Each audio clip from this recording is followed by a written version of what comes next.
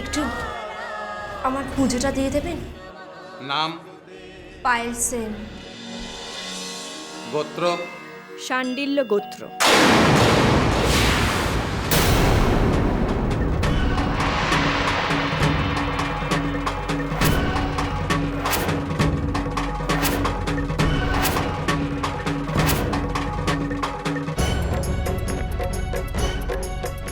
নাম পায়েল ব্যানার্জি।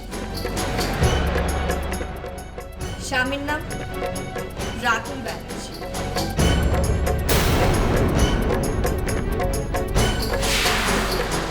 শকুন দেখেছো কখনো দেবরাজ? নিশ্চয়ই দেখো। ভাগাড় দেখেছো? আমার ননদ পায়েলদে কিন্তু কোনো পচা জীবজন্তু নয় যে তাকে দূর থেকে তাক করে থাকবে খাওয়ার জন্য, তাকে ঠোকরানোর জন্য।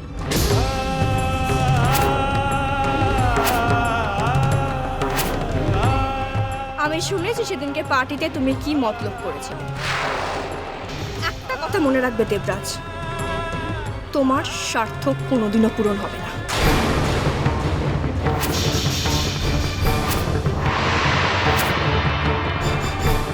স্বয়ং শিব ঠাকুর এখানে রয়েছেন। যদি শিব সত্যি হয়, শম্ভু সত্যি হয়, মহাদেব সত্যি হয়, তাহলে তোমার সর্বনাশ হবেই দেবরাজ।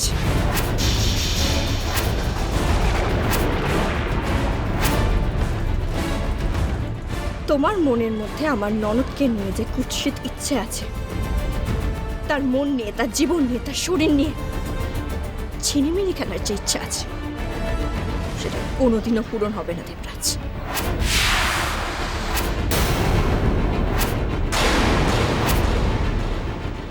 সেন বাড়িতে তুমি কোনোদিনও ঢুকতে পারবে না দেবরাজ। সেন বাড়িতে তোমার কোনো স্থান নেই। তুমি কোনোদিনও পায়েলদিকে পাবে না। পায়েলদি ব্যানার্জি বাড়ির বউ, কুলীন ব্রাহ্মণের বউ সে। আর আমরা আমাদের জামাইকে নিয়ে গর্বিত। আর সেখানে তোমার কোনো স্থান নেই।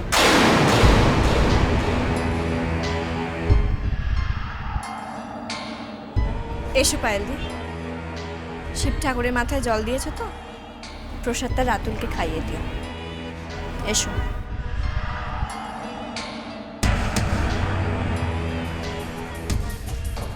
মহাদেবের নামে দিব্যি করে বলছি, শিবের মাথায় জল ঢালাবো। ওকে আমি নিজের বাড়িতে নিয়ে যাব, আগুন জ্বালিয়ে সাত পাকে ঘোরাবো, ফুলসজ্জা করাবো। আর সেদিন তুমি ওকে সাজিও ঠাকুর বৌদি, ওকে তুমি সাজিও। ও ব্যানার্জি থেকে মুখার্জি হবে, আর গোত্র হবে ভরদ্বাজ। বাজি রইল বাজি। হ্যাঁ হ্যাঁ, দেবরাজ মুখুজ্জের বাজি।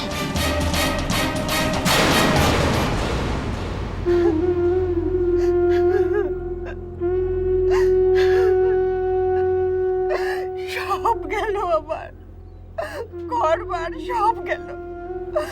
যেদিন থেকে ওই বউ ঘরে এসেছে, আমার সব সর্বনাশ হয়ে গেল।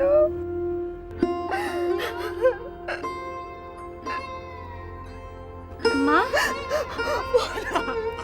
ময়না কি হবে রে আমাদের?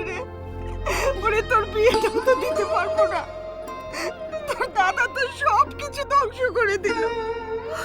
আচ্ছা, পেটের ছেলে নয় বলে এটুকুও ভাবলি না যে ঘরে অসুস্থ কাকা আছে, অবিবাহিত বোন আছে, তার বিয়ে দিতে হবে?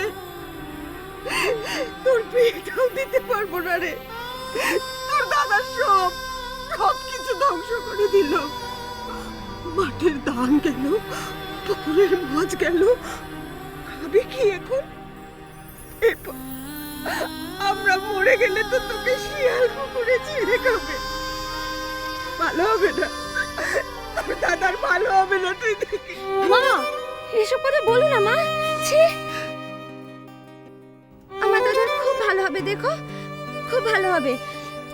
আমার দাদা একটা হীরের টুকরো ছেলে, ও সব উদ্ধার করবে, দেখো সব উদ্ধার করবে। হ্যাঁ, উদ্ধার করবে। জানিস, ওদিকে পুটির মা হা করে বসে আছে, বলেছে 50,000 টাকা দেবে বরপণ হিসেবে, যাতে আমরা আমাদের জমি জমা ছাড়িয়ে নিতে পারবো। তাই নাকি? হ্যাঁ। তাহলে তুমি বিয়েটা দিয়েই দাও মা। আর তাছাড়া বসে থেকে লাভ কি বলো? ওই বউ তো আর ঘরে ফিরবে না। আর তাছাড়া ওই বউয়ের মনে দাদার জন্য কোনো ভালোবাসা নেই।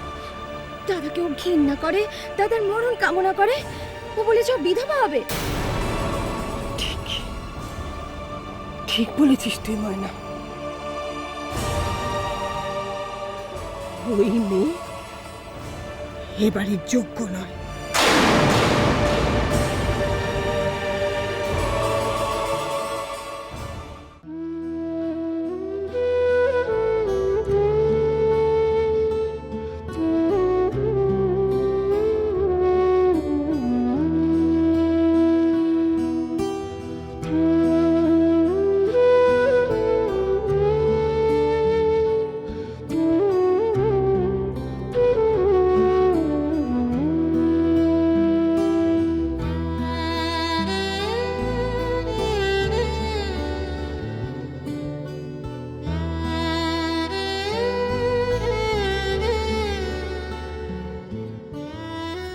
কি গো, তোমরা চলে যাচ্ছ?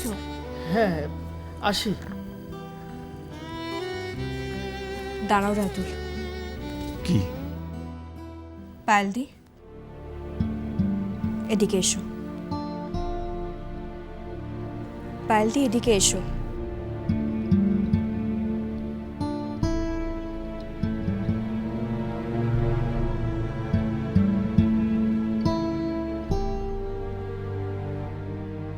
যাও পায়েলদি, নিজের স্বামীকে প্রসাদ, চরণামৃত এগুলো খাইয়ে দাও। নিজের হাতে খাইয়ে দাও। ওই ছেলেটা বেচারা কাল থেকে উপোস করে আছে, আর আমি জানি তুমিও উপোস করে আছো পায়েলদি। উপোস কোথায়? রাতে গলা অবধি মদ খেয়েছে। সেই বাসি মদের গন্ধ আমি এখনো পাচ্ছি। তোমার এত বড় সাহস, হ্যাঁ? 2 টাকার লোক একটা আমাকে গ্রামের রাস্তায় খালি পায়ে হাঁটিয়েছে, ভ্যান রিক্সা চড়িয়েছে, আমাকে দিয়ে রান্না করিয়েছে, তারপরে কাপড় কাচিয়েছে পুকুর ঘাটে গিয়ে। এত বড় কথা!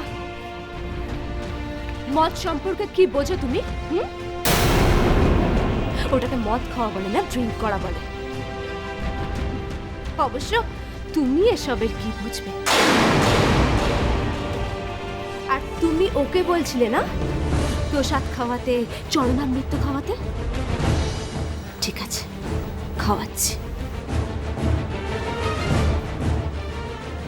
এই নাও, খাও।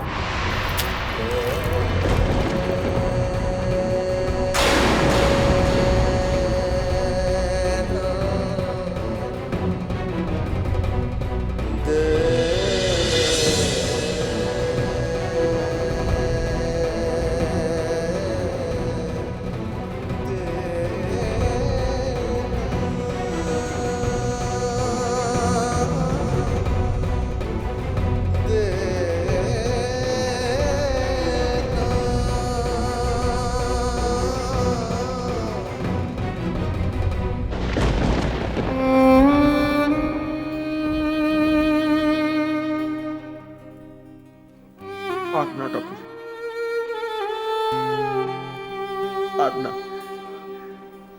আমাকে মুক্তি দাও ঠাকুর। এখান থেকে পালিয়ে গিয়ে পার পাবি ভেবেছিস? কেন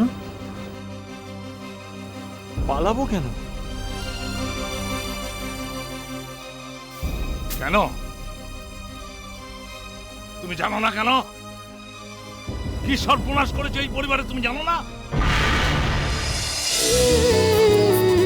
আই টাপুর টুপুর হয়ে রই